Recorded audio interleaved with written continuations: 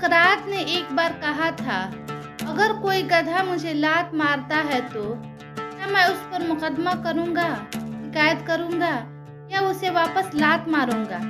बात यह नहीं कि हर मुबाहिसा जीता जाए या हर दलील में कामयाबी हासिल हो जाए, बल्कि यह है कि अपनी तवानाई उन लोगों पर सर्फ की जाए जो इसके मुस्तहक हों।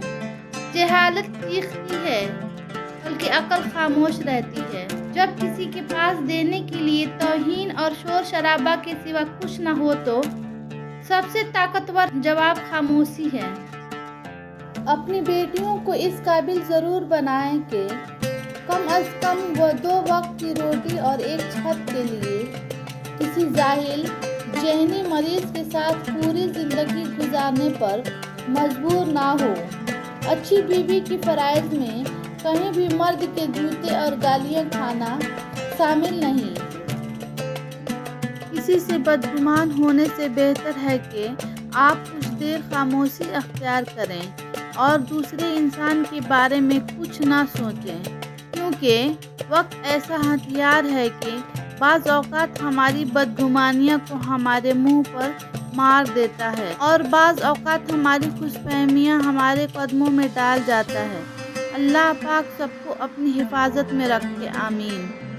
आपने कभी सोचा है दुनिया में कुछ चीज़ें ऐसी होती हैं जिन्हें हम रुपए से ख़रीद नहीं सकते, जिन्हें दुआओं में भी मांग नहीं सकते, जिन्हें दुआएं भी हमारे पास नहीं ला सकती। आपने कभी सोचा है बाज़ दफ़ा वो चीज़ हमारे पास पूरी दुनिया होती है, दिल की दुनिया। तो क्या ज़मीन पर इंसान दिल के दुनिया के बगैर ज़िंदा रह सकता है? ज़िंदगी को कभी यह समझ के ना गुजारना कि यह हमेशा बाकी रहेगा। अरे यह तो तकलीफ़ों का घर है, इसमें कोई अक्लमंद क्यों जीना चाहेगा। इंसान को दुआ करना चाहिए कि अल्लाह किसी पर भी बोझ बनाने से पहले अपने पास बुला ले। यह जो किसी के सहारे जीना पड़ता है बड़ा तकलीफ देह होता है। जिंदगी में ज़रूरत से ज़्यादा प्रैक्टिकल होना भी नुकसानदेह होता है।